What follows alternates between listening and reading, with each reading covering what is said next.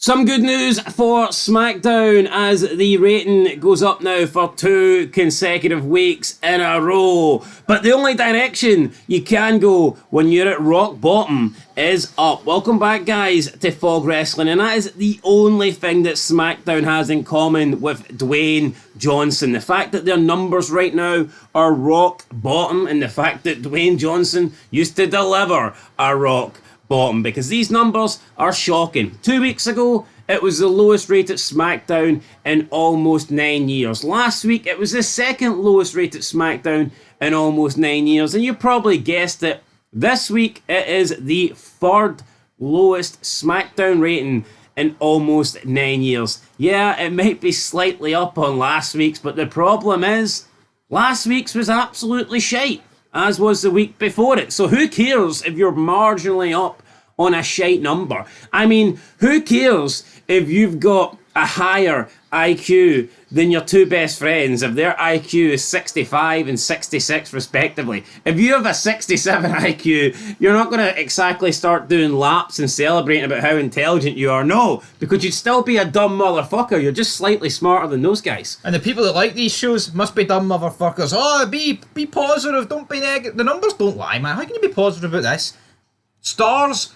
Here. Right, we'll start doing a new day gimmick. Spread that positivity, don't. I like pancakes, I like cereal, but I'm not playing the trombone. No, I'm not playing no trombone, but here, maybe if we watch SmackDown inside a box of bootios, it would be better. It just produces shite. I mean, I know, but like, let's be honest. I mean, this show the SmackDown the past 3 weeks has had the Bloodline, massive involvement. Cody Rhodes going face to face with Gunther, Triple H and Randy Orton and Kevin Owens and things like that. There is no excuse. It's not like... No, but straight up, how gay is the new day bootios talking... No, oh, look at Big E shaking his ass. Back in the day, you had The Rock talking about fucking pie. And now Big E's talking about big meat in a Tupperware box. You can have two... I mean, you've got two guys making suggestive talk towards asses, but one guy's cool as fuck and he's talking about women, and the other guy is an absolute nerd and they're talking about their own asses. The new day. Well, maybe this 10-year anniversary is going to be a big black version of Brokeback Mountain. I don't know, but let's put that to one side and tuck into the SmackDown rating, because it did 1.428, which is up 10,000 viewers. Hooray! Yep, 1% up on last week. Last week did a 1.418 million. This did a 1.428 million. So it's up 10,000. Congratulations! But it is down 2% in the key demo.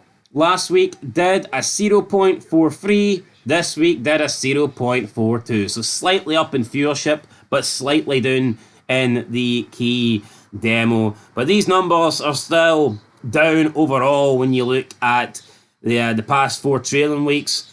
Over the last 4 weeks, SmackDown has averaged a 1.492, and I believe that's because 4 weeks ago SmackDown did a show that did 1.7, so that obviously is boosting the rating for the past 4 weeks. But if you look at it, compared to last year's Q4 on Fox, it is down 31%. So, I mean, that's insane. And if you look at it for the previous year on Fox, it's down 34%. So, just massive, man. SmackDown's lost a third of its audience. No, it has. And I mean, I think sooner rather than later it's going to go under a mill. I hear Netflix want Punk, Cody, and Roman. You take Cody Rhodes and the Bloodline out of SmackDown, your fucking numbers are going to nosedive. And I don't put it all purely down to the USA Net. See, if WWE knew they were going to lose a third of their audience, you wouldn't accept the deal with USA Network. You would be looking for a different network. But look at NXT. NXT. Oh, we're going to the CW. It's in more homes. We're going to be doing. Last week's NXT did 570,000, something like that. The lowest in about 6 months.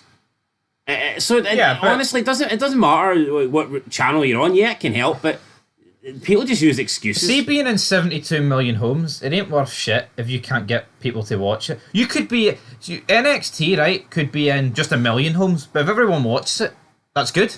Yeah, but people are going to try and tell you that 1.4 is the most you can get in the USA Network, even though we've seen both Raw and SmackDown previously be on the USA Network when wrestling was better and get fucking millions and millions. How many people, how many American homes have got USA Network? It's like 66 million in it, something like that. It's a lot. I'm not retarded. I'm not claiming they should be getting 66 million viewers, but we've seen in the past with wrestling, there is no excuse for wrestling, right, not to be aiming for about 5 million. Why not? And that's me keeping it modest. That's not me saying, oh, let's go and get 33 million because let's get half of people to have a box. It doesn't work like that. Although if you do want to give SmackDown a little bit of credit, they beat both NBA games that were on, but you know what? The NBA absolutely sucks. I have just never liked basketball. It's nothing to do with America. I don't like the NBA, but I don't like any other fairs in basketball. For me, it is such a shite game. And I hope someone that actually enjoys basketball or somebody that doesn't enjoy basketball comments, because I'm intrigued to know what people's thoughts are on basketball in general. Because see, when you get to the end, see when you get to like the final minute, the game is flawed. It's like if you're losing by 10 points, it's impossible to make that 10 points up by having a fair, non-fouling contact game. So in the final minute, the losing team will essentially purposely foul their opponents in order to stop the clock and give away 2 free throws. But they do that to stop the clock so they can get the ball back as quick as possible. I don't know any other sport like that where you're purposely fouling to give your opposition a chance to score 2 easy points just so you can get the ball back quicker. Well, they need to implement a rule then where if you foul... Did you know that? Were you aware of that? No, I did, but I think they need to... Wait, you were actually aware of that? Yeah. How many basketball games do you watch? Yeah, played NBA a lot, the game. And is that what you would do in the last minute? That's what we used to do. But 20 years ago. But I think with NBA... I don't have the pleasure of remembering that. I remember it on the PS4 about a million years ago, but I think NBA, it's lost a lot of its stars. Obviously, Kobe Bryant, RIP, helicopter crash, Shaq's retired. A lot of people like LeBron's getting older. But it's like, do you not feel like they haven't created anybody though? I feel like 10 years ago, it's like, oh, they've got all these guys, recognisable guys. True, but you know what? Sports, in my opinion, having superstars in sports, it definitely helps, but it's not massively important. No, the rules are ridiculous. Because at the end of the day, sports are a real thing. So. And I feel like, but I think in basketball, there's too many points being scored. It's like every 3 seconds, somebody's fucking getting points. And then the rule, I don't know, it's just retarded, man. It is what it is. They need to make it whereas... when you get into the final couple of minutes, if you're trailing by double digit, the game ends. See the NFL, everybody. There's a NFL is global. Basketball is regional. No, but for me, I actually really enjoy watching American football. I think it's interesting. Yeah, but it helps that I've got a bet on it because I don't have a team that I naturally support. The NFL comes to London, it goes to Germany. What the fuck's the NBA do? No, but basketball's just a shit watch. I used to hate playing basketball in school. No, even when a basketball match is close, I don't find it interesting. Seeing it gets to the last minute and it's like 100 versus 100. I've never found a basketball match interesting. I've never watched a basketball match. I've only ever... Some clips. Aye. So, anyway that was fun, but time to talk about some SmackDown. Aye, let's get back into the old SmackDown talks. What's your thoughts on the numbers here? Well, it's a slam dunk shite. And at the end of the day, I mean, big pile of shite slammed through a net. That's my thoughts on the numbers. It's pish. Here, I think SmackDown will go under 1 million in the near future. What did you just call it there? SmackDown. SmackDown. Right, well, with that said, is it time we just go into the clips and have the numbers. Let's go into the numbers. I love crunching the numbers. I like my math. Let's crunch these numbers. So, the highest clip of the week. First place, Roman Reigns and the Usos stand united before WWE Crown Jewel. 1.4 million views. Are you surprised it's those two? Because I'm not. No, I'm not surprised, but I think that's your problem. Seeing you've only got like one clip doing the same as the actual rating. See, if every clip, right, was doing the same as the actual rating, your actual rating would be a lot average. The law of averages, it would be higher. People would be caring. Because the fact is, see the clips... So see the fact that that's the only clip that's doing the same close to the rating? That kind of tells me that a lot of people are tuning in just to see that one thing. And the quarters prove that. Yeah, how many times do we talk about SmackDown? Oh, Cody Rhodes a couple of weeks ago had like 170,000 views.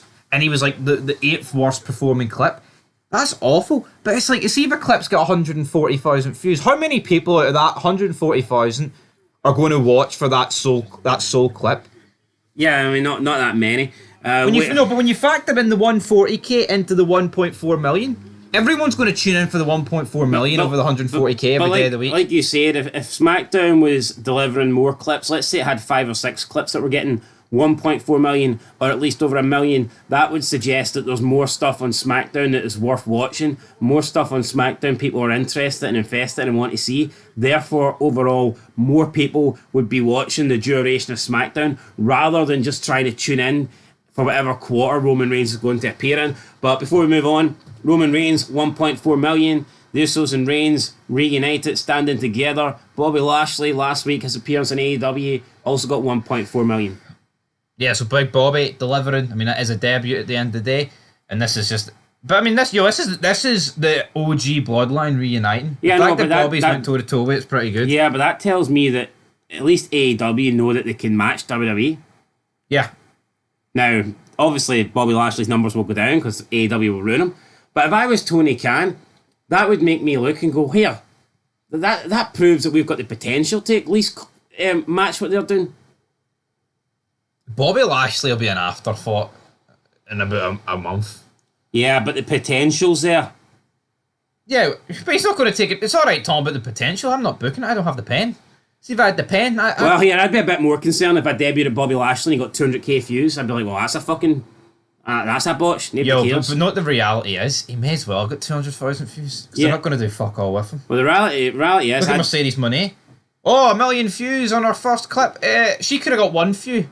Things wouldn't have changed. Yeah, well, that's on Tony Khan for dropping. That is on Tony Khan. The guy's dropped that many balls, man. He's done. He's dropped that many balls, he's done. Aye.